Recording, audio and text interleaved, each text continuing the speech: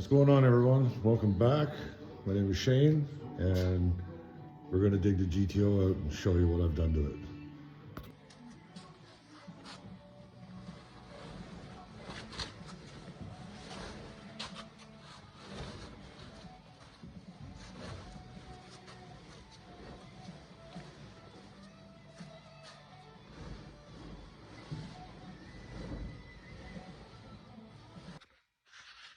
Well, for those who are just tuning in and following my socials, this here is a 2004 Pontiac GTO. I have a second chassis just like it. That's why you see some blue parts on there. It came from a flooded car that happened a few years ago just down the street from me. And I managed to get it for next to nothing. So actually I got paid for it. So between this car and the other car, I got about $500 invested into the cars originally. This here I picked up right after the fire when I lost everything. This is what you see as a result if you check out my last video. But I picked up this car shortly after, drove it for a while, did a few things to it. Quickly realizing they don't make much for these cars, especially for drifting. So this one here, I did a lot of modifications to it to make it much better. But before we roll it around and put it on the hoist, I'll give you a rundown on what I've done. So right now, you've probably noticed already that this thing, it is a wide body. So the kit is a version 2 kit from Battle Arrow out of California. Pretty sweet quality. I really liked it. It's super thick.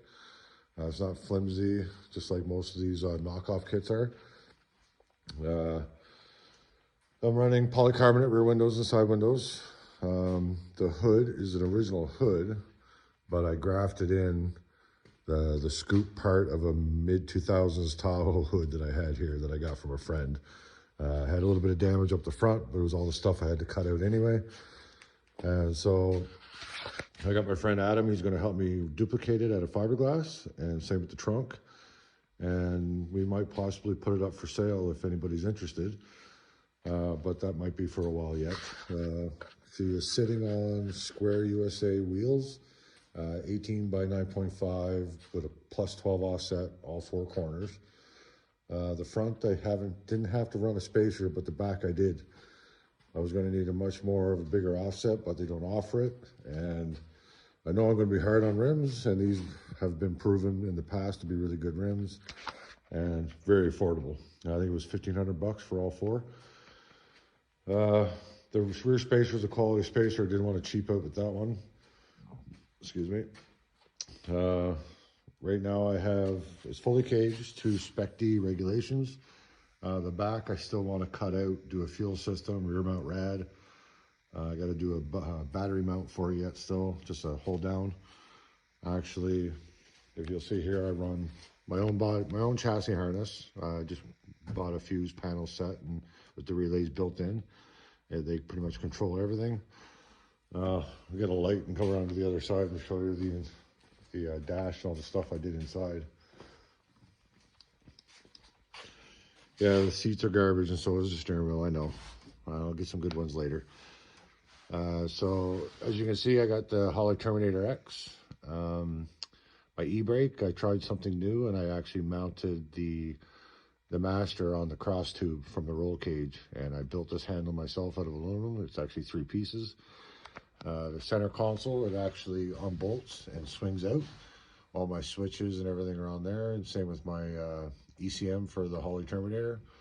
I got some of these big, bright, massive bright lights that I want to use for warning lights for like low oil pressure, over temperature, stuff like that. The custom boot cover, as well as the mount plate, we all made that out of aluminum. Before I pull this car on the hoist and show you what's underneath, you gotta remember this piece right here. So as you can see, I'll put that down here.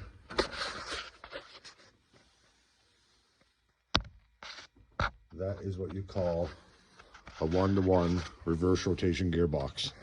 And it all makes sense here after a bit. It's not something I wanted to do, but again, I'll explain it all.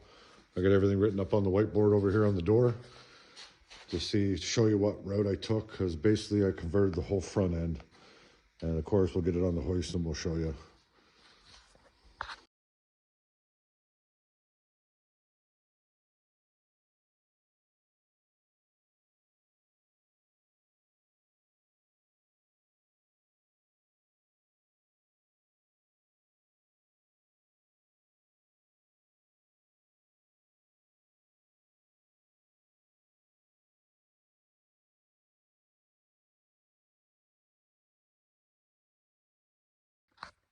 First, we'll start underneath the hood. As you can see, strut bar, front tube section, crash bar is everything that I created. It's all 120 wall DOM except for the tubing for the crash bar underneath, tucked in real tight to the bumper. It's 065 exhaust tubing. Just seems more practical, a little cheaper. I'm always going to be smashing it up, so do what you can. Again, 5.7, don't mind the cap. That's from the 06. It's got the actual 6 liter in it. I have the 6 liter here. It's up in the shelf. Got a few things still left to do. Got to get the brackets all put back in for the clutch master. For you GTO guys, you're going to notice I got the 06 radiator, an 06 booster and master for the brakes. I tried to get a new master for the 04, but Rock Auto and places like that don't offer it. So I had the 06 booster here and a master, but the master failed. So I ended up ordering just a new 06 master and kept the booster in place. You'll see too, all my brake lines are all hydraulic lines. They're 5,600 PSI fire rated hydraulic lines. So far it seems like they're working really good, just with moving in and out of the garage. We got some things to do on the back for the handbrake, but other than that, it seems to be pretty solid right now.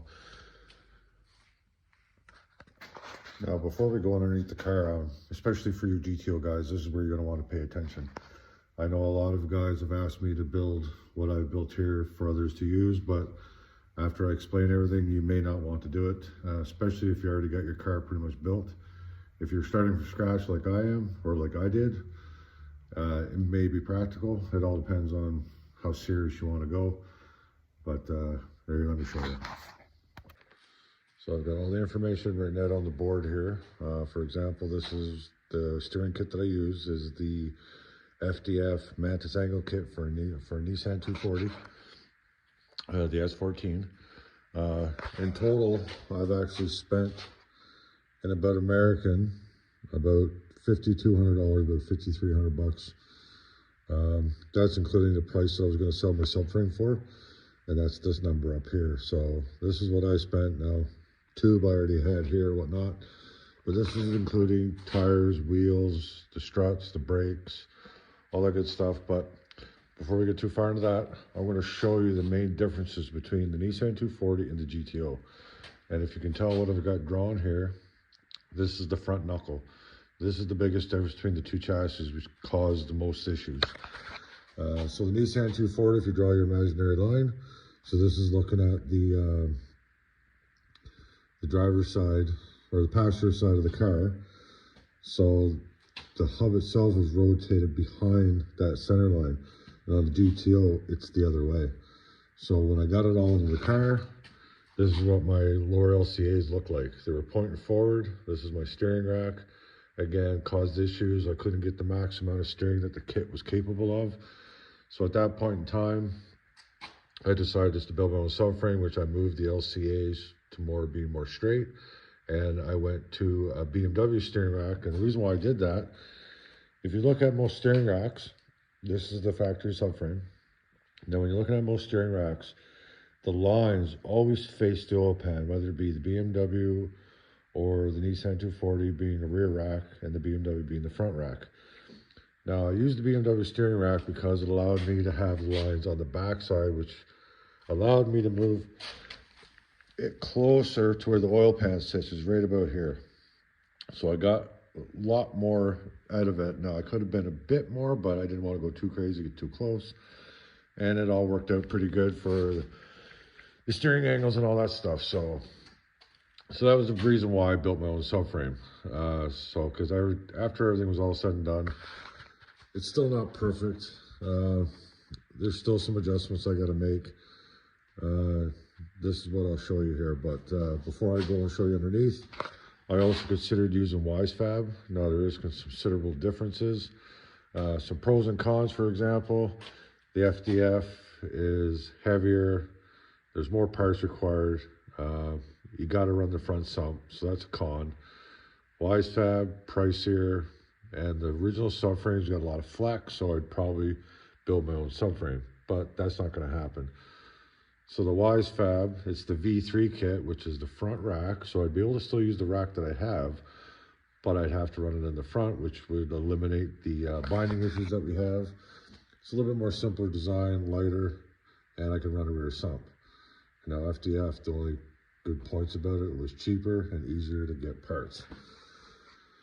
Again, if I wanted to change up right now to go to Wise Fab, I'd end up spending an extra $4-5 grand Canadian. Obviously the kit, that's the retail price of the kit. I'm probably get a better deal than that, but you're still looking at probably 4+ G. Again, you got to buy struts. So here, for example, I had to do the reverse rotation gearbox because I took the BMW steering rack and moved it to the back, because normally it would be up here. So when I moved it to the back, the steering is reversed.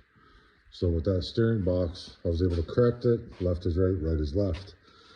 So the BMW steering rack, the reverse rotation gearbox, the subframe, steering shaft that was cheap, the mantis angle kit. I had to get machine spacers to be able to correct my bump steer, because the BMW rack isn't as wide as the GTO, obviously, because it's a bigger car.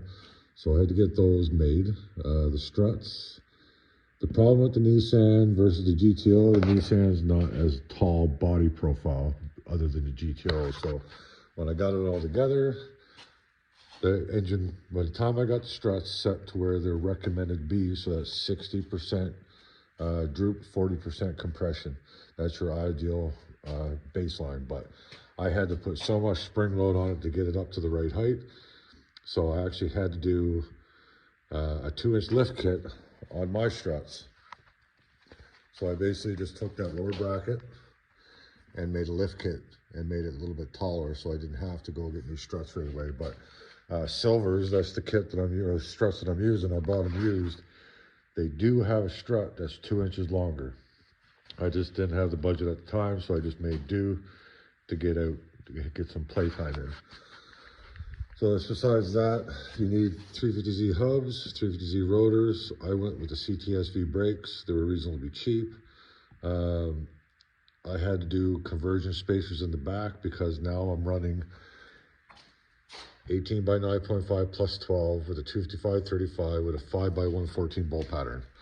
So rims are a lot easier to get. They're cheaper, and almost everybody runs them. And that's for the tires there and the rims. But other than that, it's overall straightforward, just money, just like anything else. But we'll raise it up here and we'll go into detail what I did. Okay, we're gonna pull out my handy dandy elliptical custom, a little work chair. Made this, got all the brackets, it turned out pretty good. But I'm gonna sit on this so I could easily show you guys what's going on here. So as you can see, this is the FDF kit, my CTSV brakes. A few things I do have to change, and the one thing I was able to get FDF to do is not to drill this hole here. So once I get all my alignment all set up and everything's good to go, then I'll make that final cut. But right now they're completely bottomed out and I can't get any more. So what I might do is just bring this right to here and actually just redo that a little bit. And as you can probably see too, I need to lower this LCA mount just a little bit to get it in line with the steering rack. But again, I might do some different stuff here, I don't know yet. But again, here's the BMW steering rack, and these are the spacers I was talking about. This gets it out to where I need it. If not, it was way in here, and these arms are gonna get way too long. These were the longest rods that I could find through FDF. And of course, you can probably see, like you can see at the original mounts, I just moved down 2 inches. And we got the oil pan, it is pretty tight. Even the lines are tight there. You can see where the lines are always on the back. Now, if I went with the Wise Fab V3 kit, I could convert this to a rear sump, bring everything forward, have the rack out here. It would be a little bit more simpler design. It'd be a lot lighter because this subframe that I built is actually about 5 pounds heavier than the original one that's sitting right there. And that's probably for the fact that I use 120 wall, 1.5 inch tubing or no, sorry, this is 1 3/4 tubing, this stuff. And you can see my front bumper there. I got it tucked away nice and tight. Don't mind the wiring, it was just temporary just to check them out, see if they worked. Yeah, but doing the rack the way I did, normally the steering rack is much further back and it actually interferes with the exhaust, so it's a bit more of a pain in the ass. And this one actually worked out really well. Have lots of room. Of course, I cut the cats out. This is the original 06 true dual exhaust. Now the other one was a dual exhaust, but it both exited out to the one side. Now it exits out both sides. And the only other mod that I did is on the rear here. I actually took the lower mounts and raised them up a 1/2 inch because the biggest issue with these cars was going to a negative camber when you start lowering it, or if it went under extreme squat. So right now I'm sitting at, as you can see, at full droop, I'm more of a plus, but when it sits down, I'm close to 0 to a -1 at the most. I am running, because I did buy a set of struts for this car. So I ended up getting the V3 KW suspension. So that's all the same in the back. In the front, I just went to a silvers. So we basically converted everything front to a Nissan 240. Everything from the struts to the steering. And the FDF kit, the other good thing about this steering kit is that top plate, which is originally designed to be a caster adjustment, but I turned it, I think it was about, 90 degrees, I think it was. So I turned it so I can get that strut in the very corner. So now that adjustment that's there is more of an arch, which does a little bit of camber and caster all at the same time, but I don't move it. It's good right where it is. And it kind of works out for everything. Now, I still don't know the true numbers for caster camber right now, but once I get the alignment rack hooked up to it, I'll know for sure. But other than that, everything's looking really good. Everything looks like it clears. The angle of the steering is really nice. Once it gets at full lock, everything's nice and straight. Again, this is still untested, so we're gonna see how it works. It may all be a waste of time, but you know, that's just the way it is. I'll make some corrections if it's not right, or convert to something different. We'll see. I don't know, I just love building stuff and having fun and pushing my skill level. Trying to do the unnormal, because I'm not very normal. Well, there you have it. If you got any questions, shoot me a DM or find me on Facebook, Instagram. It's all under Warp Fab. Hope you liked it. We'll hopefully make some more videos of it soon, hopefully of it drifting. Anyway, thanks again for watching. You know the routine: like, follow, do your thing, share it, and you have a good evening.